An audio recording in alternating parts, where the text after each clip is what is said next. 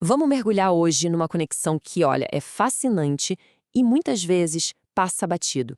A ligação entre a psicanálise de Sigmund Freud e a antiga tradição mística judaica. O que é que a ciência da mente, uma coisa tão moderna, teria a ver com textos cabalísticos de séculos e séculos atrás? Pois é, a resposta pode mudar completamente o nosso jeito de entender a psicanálise. E, para começar, a pista principal veio do próprio Freud. Em 1925, ele escreveu essa frase aí. Com isso, ele estava sugerindo que a sua identidade judaica não era só um detalhe biográfico, sabe? Mas algo essencial para a própria criação da teoria dele. E essa afirmação é o grande enigma que a gente vai investigar aqui. Para desvendar esse mistério, a gente tem um roteiro. Primeiro, vamos olhar para o próprio Freud. Depois, explorar o ambiente místico que estava ao redor dele. Aí a gente compara os métodos da psicanálise e da cabala. Analisa temas em comum bem surpreendentes, como a sexualidade, vê como esse legado continuou em Lacan, e no fim, a gente se pergunta, será que a psicanálise é, no fundo, uma espécie de misticismo para os tempos modernos? Então, nossa investigação começa com a figura central de tudo isso. Freud era um cientista super rigoroso, um mateu declarado, mas a sua identidade judaica era uma coisa que ele nunca abandonou. Muito pelo contrário, aliás. Pensa só nisso. Freud, o grande mestre da autoanálise, admitiu que existia uma parte dele que era imune à sua própria ciência. Ele via essa herança, vinda dos guetos da Galícia, como a base da sua psique.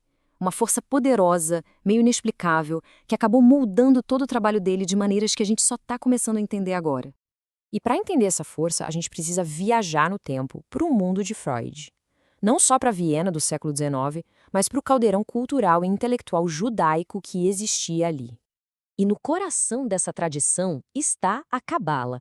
E olha, não é só um misticismo vago não, é um sistema bem rigoroso de interpretação. A ideia central é que os textos sagrados, como a Torá, têm várias e várias camadas de significados escondidos, só esperando para serem revelados. E o principal texto da cabala é o Zohar. É uma obra gigantesca que, em vez de só ditar regras, mergulha a fundo na psicologia do divino, na natureza da alma, na estrutura do universo, tudo isso através de uma análise profunda do texto bíblico. Tá, mas aí vem a pergunta de $1 milhão. Freud conhecia isso tudo?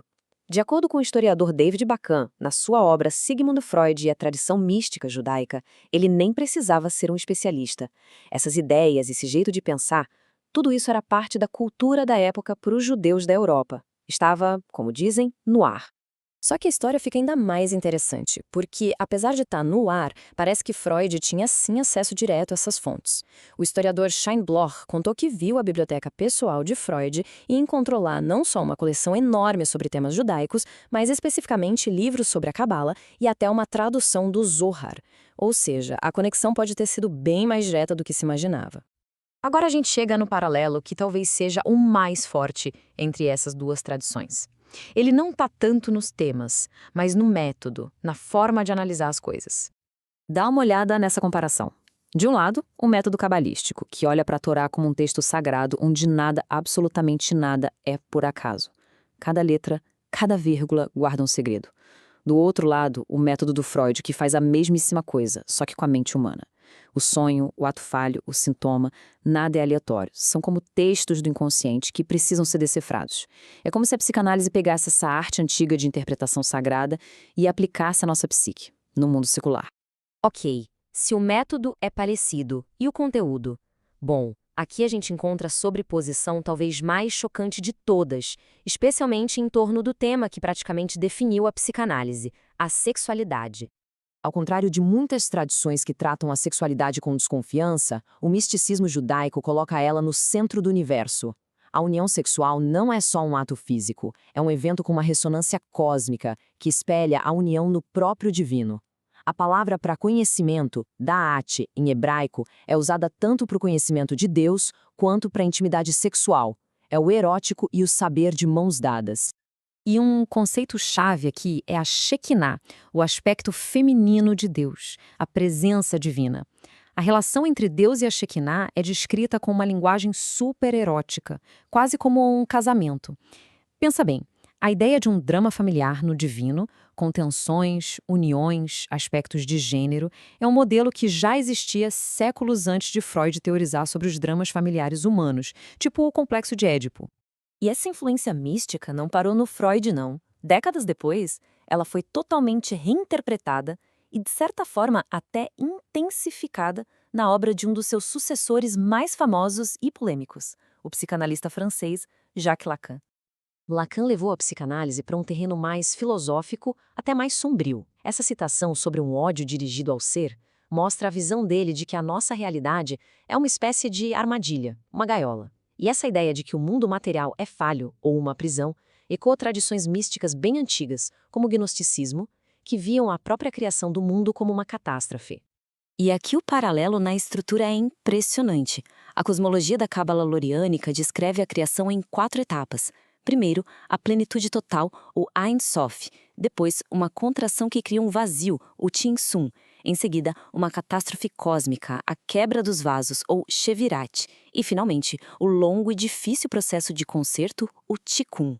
Essa narrativa de plenitude perdida, exílio e busca por restauração é um mapa quase perfeito da jornada do sujeito na psicologia de Lacan, desde a união imaginária com a mãe até a entrada num mundo quebrado pela linguagem.